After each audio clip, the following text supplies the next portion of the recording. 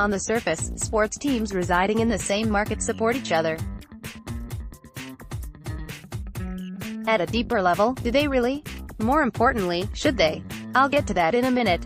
For now, the news: Dodgers players showed up out of the blue on Friday at the Rams facility to congratulate them on making it to the Super Bowl and wishing them luck when they face the Patriots in 8 days.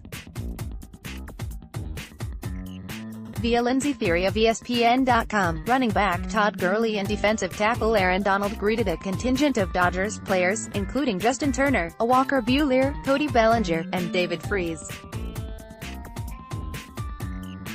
"I'm proud to say I've previously heard of none of them." Gurley and Donald were impressed by the gesture, and it makes sense as that, among pro athletes, there's a common bond in shared respect because they live, work, and compete in the same city.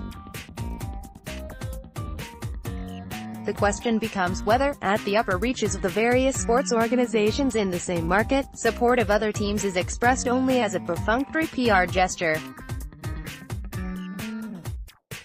Ultimately, the various sports teams in a given market compete with each other.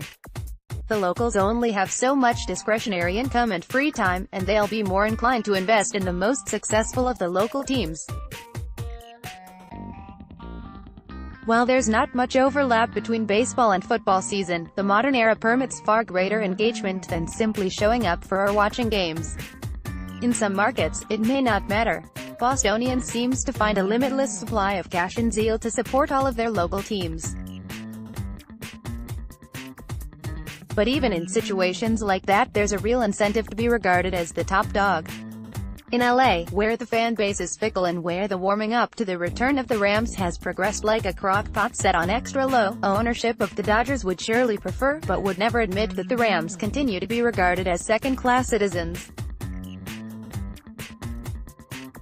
And ownership of the Rams would surely prefer to leapfrog the Dodgers and the Lakers as the local darlings. That's why for years the NFL frowned upon its owners owning non-NFL sports teams in markets where those non-NFL sports teams would coexist with an NFL team owned by someone else. Ultimately, those various home teams are like a house full of kids competing for the affection of their parents, even if to the outside world there's an abundance of laughs and smiles and an absence of wedgies and noogies.